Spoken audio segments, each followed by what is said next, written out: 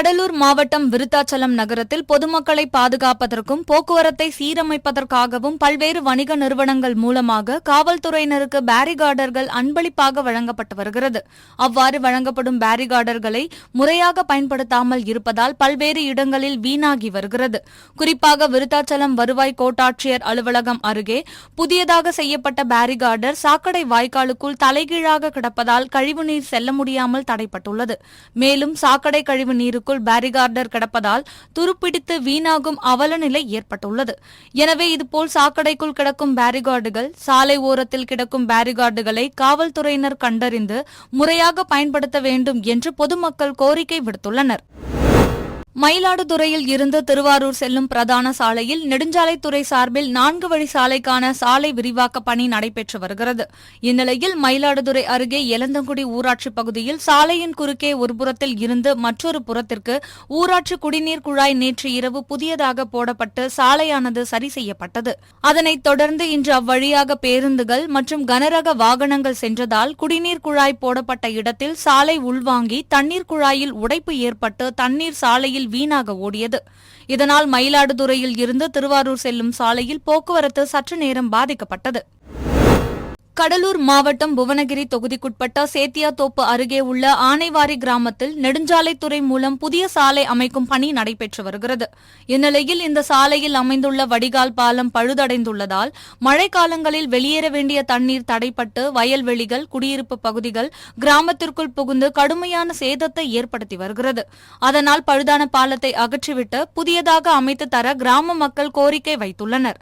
இதுகுறித்து அறிந்த புவனகிரி சட்டமன்ற உறுப்பினர் அருண்மொழி தேவன் பழுதான பாலத்தின் பகுதியை பார்வையிட்டு ஆய்வு செய்து அதிகாரிகளிடம் இதுகுறித்து பேசினார். சேலம் மாவட்டத்தில் ஆடி மாதம் 1ஆம் தேதியான இன்று தேங்காய் சுடும் பண்டிகை கொண்டாடப்பட்டது. இதில் அரிசிபாளையம், அம்மாப்பேட்டை உள்ளிட்ட பகுதிகளில் வசிக்கும் பொதுமக்கள் தங்கள் வீடுகள் முன்பாக அவல், பொட்டுக்கடலை, நாட்டு சர்க்கரை, எள்ளு உள்ளிட்ட இனிப்புப் பொருட்களால் நிரப்பிய தேங்காயை தீயில் சுட்டு பின்னர் உறவினர்களுடன் பகிர்ந்து உண்டு மகிழ்ந்தனர். மேலும் திருமணமான புதுமண தம்பதிகள் இந்த ஆடி முதல் நாளை புத்தாடை அணிந்து ஜோடியாக தேங்காய் சுட்டு மகிழ்ந்தனர். தேனி அருகே வீரபாண்டி பேரூராட்சி பகுதிகளின் கீழ் பிரசித்தி பெற்ற பல 100 ஆண்டுகள் பழமை வாய்ந்த அருள்மிகு ஸ்ரீ கௌமாரியம்மன் திருக்கோயில் அமைந்துள்ளது. இந்த திருக்கோயிலில் வருகை தரும் பக்தர்கள் முல்லைப்பெரியாற்றில் குளித்துவிட்டு செல்வது வழக்கமாக இருந்து வருகிறது. இந்நிலையில் பொதுமக்கள் அதிகம் வரக்கூடிய நிலையில் அவர்கள் உபயோகிக்கும் நெகிழிப்பையை தவிர்க்கும் விதமாக வீரபாண்டி பேரூராட்சி சார்பில் பேரூராட்சி அலுவலகம் முன்பு மஞ்சப்பை வழங்கும் இயந்திரம் பொருத்தப்பட்டு இருந்தது. ஆனால் மஞ்சப்பை இயந்திரத்தில் பொதுமக்கள் 10 ரூபாய் நாணயம் செலுத்தி மஞ்சப்பை பெற முயன்றபோது இயந்திரம் செயல்படாமல் 10 ரூபாய் நாணயம் திரும்பி வந்துவிட்டது. கடந்த 1 மாதத்திற்கு முன்பு புதியதாக வைக்கப்பட்ட மஞ்சப்பை இயந்திரம் அதன்பின் செயல்படாமல் இருப்பதாக பொதுமக்கள் குற்றம் சாட்டுகின்றனர்.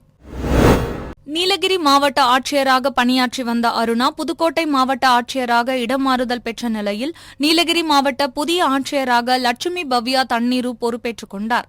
பின்னர் செய்தியாளர்களிடம் பேசிய அவர் நீலகிரி மாவட்டத்தின் முக்கிய பிரச்சினைகளை கண்டறிந்து அதற்கு முக்கியத்துவம் அளிக்கப்படும் என்றும் தற்போது மாவட்டத்திற்கு ஆரஞ்சு எச்சரிக்கை விடுக்கப்பட்டுள்ள நிலையில் போர்க்கால அடிப்படையில் கனமழையின் போது ஏற்படும் பேரிடர்களை எதிர்கொள்ள அனைத்து நடவடிக்கைகளும் மேற்கொள்ளப்படும் என்றும் தெரிவித்தார். இன்றைய தினம் நீலகிரிஸ் மாவட்ட ஆட்சியராக பொறுப்பேற்றுள்ளேன். எனக்கு இந்த வாய்ப்பளித்த மாண்புமிகு தமிழ்நாடு முதலமைச்சர் அவர்களுக்கு பணிவான நன்றியை தெரிவித்துக் கொள்கிறேன். இதற்கு முன்பு நான் இணை ஆணையர் மாநில வாரியாக பணியாற்றுள்ளேன். 156 ஆண்டுகள் வரலாறு கொண்டுள்ள நீலகிரி மாவட்ட ஆட்சியராக பொறுப்பேற்றுவதில் மகிழ்ச்சி அடைகிறேன். நீலகிரிஸ் மாவட்டத்துடைய பிரச்சனைகள் அறிந்து கடைக்கோடி மக்களுக்கு அரசு நலத்திட்டங்கள் செய்வதற்கு முயற்சி செய்வேன். இதுக்கு உங்களுடைய ஒத்துழைப்பை தருமாறு கேட்டுக்கொள்கிறேன். நன்றி, வணக்கம். ஜாயின் பண்ணிருக்கேன். கொஞ்சம் பிரச்சனைகள் புரிஞ்சுக்கிட்டு அப்போவா நான் கண்டிப்பா முடிவு எடுக்கிறேன். அண்ட் என்னோட பேசிக் இப்போ இமீடியட் ஃபோக்கஸ் இது பிகாஸ் ரெய்னி சீசன்னால. ஸோ ஃபர்ஸ்ட் இந்த ரெயின்ஸ் அது எப்படி மேனேஜ் பண்ணணும். அண்ட் நேற்று ரெட் அலர்ட் இருந்தது டிஸ்ட்ரிக்ட்லான்னு கூட எனக்கு டிஸ்ட்ரிக்ட் அட்மினிஸ்ட்ரேஷன் எல்லாரும் சொன்னாங்க. ஸோ அதுபடி என்னென்ன ஸ்டெப்ஸ் எடுக்கணும் to prevent any damage or other basic facilities or basic services எதுவும் இன்டரப்ட் ஆகாமல் மக்களுக்கு எப்படி நம்ம ஹெல்ப் பண்ண வேணும் அதெல்லாமே நாங்கள் இப்போது பார்க்குறோம். அதுதான் இமீடியட் ஃபோக்கஸ்.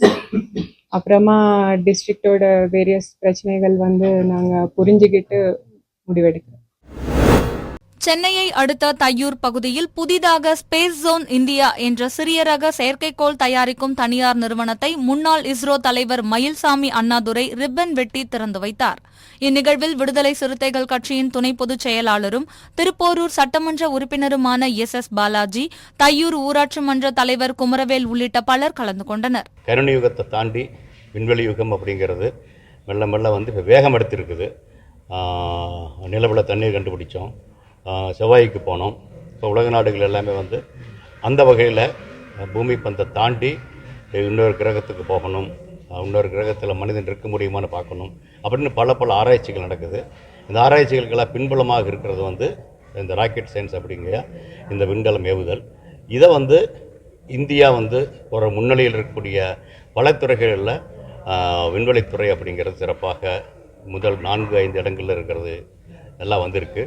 இந்த வாய்ப்பை பயன்படுத்தி கொண்டு இன்னும் அதாவது ஒன்று விண்வெளியில் வெளியே ஆராய்ச்சி, அப்புறம் விண்வெளி வச்சுட்டு நம்ம பூமிக்கான ஆராய்ச்சிகள், பருவநிலை மாற்றத்தை முன்கூட்டியே சொல்கிறது, அதை எப்படி பாதுகாப்பதுன்னு சொல்கிறது, அதே மாதிரி தகவல் தொடர்பும், அப்புறம் அதை தாண்டி தொலை உணர்வு தொடர்பு, ரிமோட் சென்சிங் அப்படிம்பாங்க. அது விவசாயிகளிலிருந்து மீனவர்கள், இவன் எல்லைப்புற பாதுகாப்பு அப்படின்னு பலதுக்கும் தேவைப்படுது.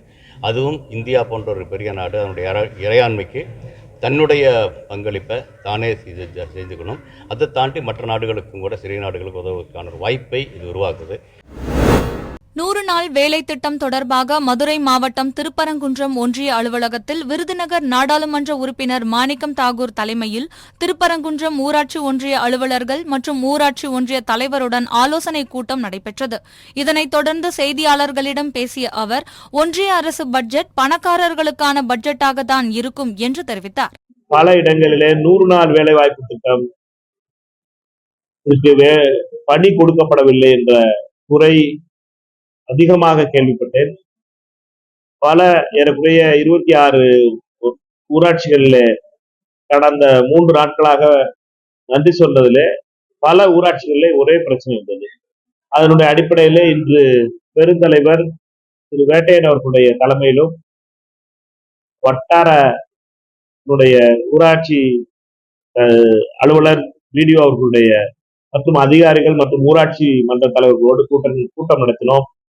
இதுல மிக முக்கியமான பிரச்சனையாக வந்திருப்பது வேலை வாய்ப்பு கொடுக்கின்ற கேனல் ஒர்க் மற்றும் ஃபீடர் கேனல் வேலையை மத்திய அரசு தடை செய்திருக்கிறது.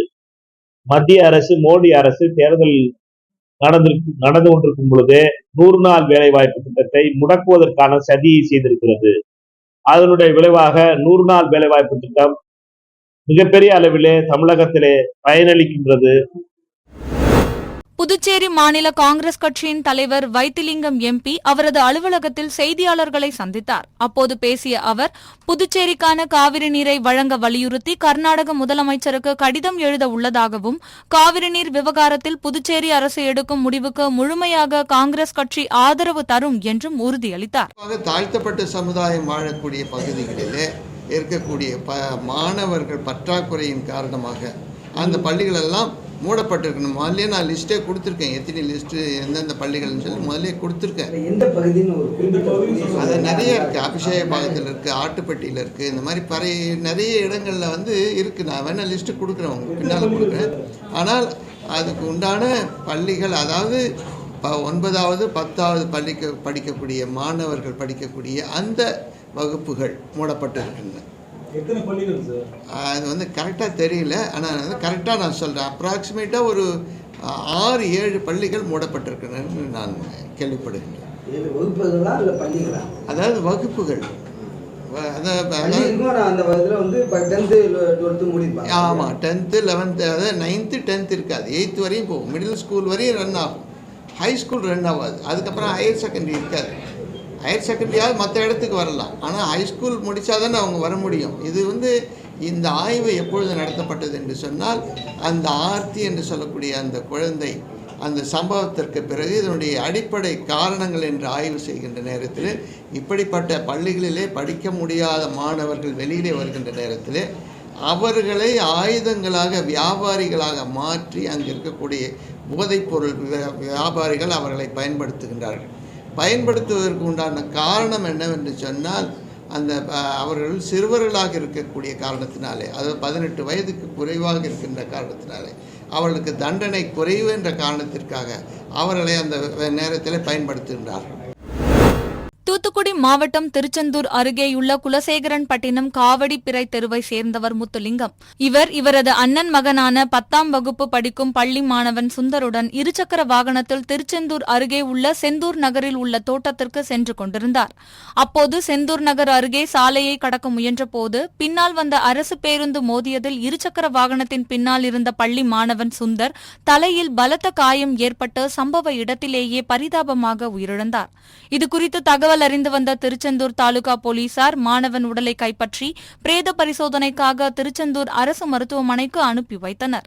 மேலும் இந்த விபத்து குறித்து திருச்செந்தூர் தாலுகா போலீசார் விசாரணை நடத்தி வருகின்றனர். கலைஞர் நகர்ப்புற மேம்பாட்டு திட்டத்தின் கீழ் திருவள்ளூர் நகராட்சிக்கு உட்பட்ட 11வது வார்டு மற்றும் 13வது வார்டில் கலைஞர் நூற்றாண்டு நினைவு பூங்கா திறப்பு விழா நடைபெற்றது. இதனை திருவள்ளூர் சட்டமன்ற உறுப்பினர் VG ராஜேந்திரன் பொதுமக்களின் பயன்பாட்டிற்காக திறந்து வைத்தார். சென்னை வியாசர்பாடி சர்மா நகர் பகுதியைச் சேர்ந்தவர்கள் இளையராஜா மோகனசுந்தரி தம்பதியினர். இவர்கள் தங்களது குழந்தைகள் மற்றும் உறவினர்களுடன் ஆட்டோவில் திருப்போரூரில் அமைந்துள்ள குலதெய்வ கோயிலுக்கு சென்றுவிட்டு தாம்பரம் மாதவரம் பைபாஸ் சாலை வழியாக வீட்டிற்கு சென்று கொண்டிருந்துள்ளனர். அப்போது அம்பத்தூர் அருகே சென்று கொண்டிருந்த போது அருகே வந்த இருசக்கர வாகனம் உரசியதால் நிலை தடுமாறிய ஆட்டோ பைபாஸ் சாலையில் கவிழ்ந்து விபத்துக்குள்ளானது. இதில் ஆட்டோ ஓட்டிச் சென்ற இளையராஜா, அவரது மனைவி, மகன் மற்றும் மகள் ஆகியோருக்கு பலத்த காயம் ஏற்பட்டது. இதனை கண்ட அருகில் இருந்தவர்கள் காயமடைந்தவர்களை மீட்டு ஆம்புலன்ஸ் மூலம் கீழ்ப்பாக்கம் அரசு மருத்துவமனைக்கு அனுப்பி வைத்தனர். பின்னர் இதுகுறித்து தகவல் அறிந்த செங்குன்றம் போக்குவரத்து புலனாய்வு போலீசார் வழக்கு பதிவு செய்து விசாரணை மேற்கொண்டு வருகின்றனர். சுதந்திர போராட்ட வீரர் வாஞ்சிநாதனின் 138வது பிறந்த நாளை முன்னிட்டு தென்காசி மாவட்டம் செங்கோட்டையில் உள்ள அவரது திருவுருவ சிலைக்கு மாவட்ட ஆட்சியர் கமல் கிஷோர் மாலை அணிவித்து மரியாதை செலுத்தினார். இதனைத் தொடர்ந்து வாஞ்சிநாதன் திருவுருவ சிலைக்கு அவரது வாரிசான ஹரிஹர சுப்பிரமணியன் மற்றும் செய்தி மக்கள் தொடர்பு துறை அலுவலர் இளவரசி, உதவி அலுவலர் ராமசுப்பிரமணியன், முன்னாள் நகர்மன்ற தலைவர் ரஹீம் உள்ளிட்ட பலர் மாலை அணிவித்து மலர் தூவி மரியாதை செலுத்தினர். நீலகிரி மாவட்டம் குன்னூர் மார்க்கெட் பகுதியில் நேற்று நள்ளிரவில் புகுந்த மர்ம நபர் ஒருவர் அங்குள்ள 5 கடைகளில் பூட்டுகளை உடைத்து திருடும் முயற்சியில் ஈடுபட்டுள்ளார். இந்நிலையில் இது தொடர்பான CCTV காட்சிகள் வெளியாகியுள்ளது. அதன் அடிப்படையில் குன்னூர் காவல்துறையினர் சம்பவ இடத்திற்கு சென்று விசாரணை மேற்கொண்டனர். மேலும் CCTVயில் பதிவாகியுள்ள காட்சியை வைத்து கொள்ளை முயற்சியில் ஈடுபட்ட நபரை தேடி வருகின்றனர். மேலும் நகராட்சிக்கு சொந்தமான மார்க்கெட் பகுதியில் உள்ள நுழைவு வாயில் கதவுகள் பூட்டப்படாததாலும் மார்க்கெட் காவலாளிகள் இல்லாததாலும் இதுபோல் திருட்டு முயற்சியில் மர்ம நபர்கள் ஈடுபட வாய்ப்புள்ளதால் நகராட்சி நிர்வாகம் காவலாளிகளை நியமிக்க வேண்டும் என்று வியாபாரிகள் கோரிக்கை விடுத்துள்ளனர். உதகையில் இருந்து தொலைதூர வழித்தடங்களுக்கான 10 புதிய பேருந்துகளை உதகை மத்திய பேருந்து நிலையத்திலிருந்து சுற்றுலாத்துறை அமைச்சர் ராமச்சந்திரன் துவக்கி வைத்தார். பின்னர் பேசிய அமைச்சர் ராமச்சந்திரன், தொலைதூர பயணம் செய்யும் பொதுமக்கள் இந்த புதிய பேருந்துகளை பயன்படுத்திக் கொள்ளலாம் என்று தெரிவித்தார். ஒரு வார காலமாக பருவமழை மிகவும் கனமாக பெய்து வருகிறது. இதில் குறிப்பாக இந்த மழை எப்போதுமே கேரளா பகுதியில் இப்படி வர்ற காரணத்தினால அது இப்போ இந்த கூடலூர் பகுதியில் கொஞ்சம் அதிகமாகும். அதுக்கு அடுத்தது உதகையிலும் இது பண்ணுறது. குன்னூர் கோத்தகிரியில் கொஞ்சம் கம்மியாக இருக்கும். இது தொடர்ந்து இப்போ அழிச்சிட்டு வருது. இதுக்காக மாநில பேரிடர் நிவாரண குழுக்கள் 3 குழு வந்திருக்கு. அந்த 3 குழுவில் பந்தலூர் ஒரு குழுவும், கூடலூர் ஒரு குழுவும், உதகையில் ஒரு குழுவுமாக நிறுத்தப்பட்டு எப்போ எந்த பிரச்சனை வந்தாலும் உடனடியாக அதை சரி செய்து கொடுப்பதற்கு எல்லாம் தயாராக வைக்கப்பட்டுள்ளது என்பதனை இந்த மாவட்ட ஆட்சித்தலைவர் அவர்கள் தெரிவித்துள்ளார்கள். நிச்சயமாக நாங்கள் கண்காணித்து வருகிறோம். நான் டெய்லி காலையில் எழுந்திரிச்சுமே மாவட்ட ஆட்சியர்களுக்கு ஃபோன் பண்ணி இன்னைக்கு எவ்வளோ மழை அடிச்சிருக்கு, எங்கெங்கே அடிச்சிருக்குன்னு சொல்லி கேட்பேன். இந்த லிஸ்ட்டு வாங்கிக்குவேன். லிஸ்ட்டு பார்த்து அதிகமாக பண்ண இடத்துல அங்கங்கே இருக்க நிர்வாகிகள்கிட்ட, கட்சி நிர்வாகிகிட்ட கூட கேட்டு ஏதாவது பிரச்சனை இருக்குது, அந்த இடத்துல பொதுமக்களுக்கு ஏதாவது பாதிப்பாக இருக்குது கேட்டு அவங்க இல்லைன்னு சொன்னால் தான் இருப்போம். இல்லை பாதிக்கப்பட்டிருக்குன்னு சொன்னால் நிச்சயமாக அந்த இடத்துக்கு உடனே போய் அவங்களுக்கு தேவையான உதவிகளை செய்வதற்கு இந்த அரசாங்கம் தயாராக உள்ளது. நாங்களும் தயாராக உள்ளது. ராமநாதபுரம் மாவட்டம் மாரியம்மன் கோவில் தெருவைச் சேர்ந்தவர் விஷால். இவர் அங்குள்ள மீன் மார்க்கெட்டில் வேலை பார்த்து வருகிறார். இந்நிலையில் இவர் தனது நண்பர்களுடன் சேர்ந்து கருவேலங்காட்டில் நள்ளிரவில் மது அருந்திக் கொண்டிருந்துள்ளார். இதையடுத்து நண்பர்களுடன் ஏற்பட்ட தகராறில் விஷால் அரிவாளால் வெட்டி கொலை செய்யப்பட்டதாக கூறப்படுகிறது. பின்னர் இதுகுறித்து தகவல் அறிந்த போலீசார் விஷாலின் உடலை மீட்டு பிரேத பரிசோதனைக்காக அரசு மருத்துவமனைக்கு அனுப்பி வைத்தனர். மேலும் இதுகுறித்து பஜார் போலீசார் வழக்கு பதிவு செய்து கொலையாளிகளை தேடி வருகின்றனர். திருப்பூர் நொய்யல் ஆற்றின் குறுக்கில் யூனியன் மில் சாலையையும் ஈஸ்வரன் கோவில் வீதியையும் இணைக்கும் வகையில் 18 கோடி ரூபாய் மதிப்பில் புதிய பாலம் கட்டும் பணி கடந்த ஆண்டு துவங்கி நடைபெற்று வருகிறது. இந்நிலையில் கடந்த சில நாட்களாக மேற்கு தொடர்ச்சி மலைப்பகுதிகளில் மழை பெய்து வருவதால் கோவையில் இருந்து துவங்கும் நொய்யல் ஆற்றின் நீரின் அளவு அதிகரித்து காணப்படுகிறது. இதன் காரணமாக திருப்பூர் அணைப்பாளையம் பகுதியில் நீரின் அளவு அதிகரித்துள்ளது. நீரின் அளவு அதிகரித்து வருவதால் யூனியன் மில் ரோடு பகுதியில் கட்டப்பட்டு வரும் புதிய பாலத்தின் தூண்களை மூழ்கடித்து செல்வதால் கட்டுமான பணிகளை மேற்கொள்ள முடியாத சூழல் ஏற்பட்டுள்ளது. காஞ்சிபுரம் மாவட்டம் ஸ்ரீபெரும்புதூர் அருகே மேவலூர் குப்பம் ஊராட்சியில் அரசு தொடக்கப்பள்ளி செயல்பட்டு வருகிறது. இங்கு 1 முதல் 5ஆம் வகுப்பு வரை 100க்கும் மேற்பட்ட மாணவர்கள் 30 ஆண்டுகளுக்கு முன்பு கட்டப்பட்ட கட்டிடத்தில் கல்வி பயின்று வருகின்றனர். இந்நிலையில் மாணவர்கள் அமர்ந்து பயிலக்கூடிய வகுப்பறை கட்டிடத்தின் மேற்கூரை ஆங்காங்கே சிமெண்ட் பூச்சு பெயர்ந்தும் விரிசல் ஏற்பட்டும் எப்போது வேண்டுமானாலும் இடிந்து விழும் நிலையிலும் உள்ளதாக பெற்றோர்கள் அச்சம் தெரிவிக்கின்றனர். இந்நிலையில் சேதமடைந்து காணப்படும் கட்டிடத்தை இடித்து புதிய கட்டிடம் அமைத்து தர மாவட்ட நிர்வாகத்திற்கு கோரிக்கை வைத்தும் இதுவரை எந்த நடவடிக்கையும் எடுக்கவில்லை என வேதனை தெரிவிக்கின்றனர். ஈரோடு மாவட்டம் சென்னிமலை சாலையில் உள்ள தனியார் மருத்துவமனையில் இருந்து ரங்கம்பாளையம் செல்லும் வழியில் உள்ள தனியார் மண்டபம் அருகில் ஒரு பையில் பச்சிளம் குழந்தையை சாலையோரம் அடையாளம் தெரியாத நபர் தூக்கி வீசி சென்றுள்ளார். இதனை கண்ட அப்பகுதி மக்கள் தாமாக முன்வந்து குழந்தையை அருகில் உள்ள தனியார் மருத்துவமனைக்கு கொண்டு சென்றனர். பின்னர் இதுகுறித்து தகவல் அறிந்த ஈரோடு தாலுகா காவல்துறையினர் சம்பவ இடத்திற்கு சென்று குழந்தை யாருடையது என்பது குறித்து விசாரணை மேற்கொண்டு வருகின்றனர்.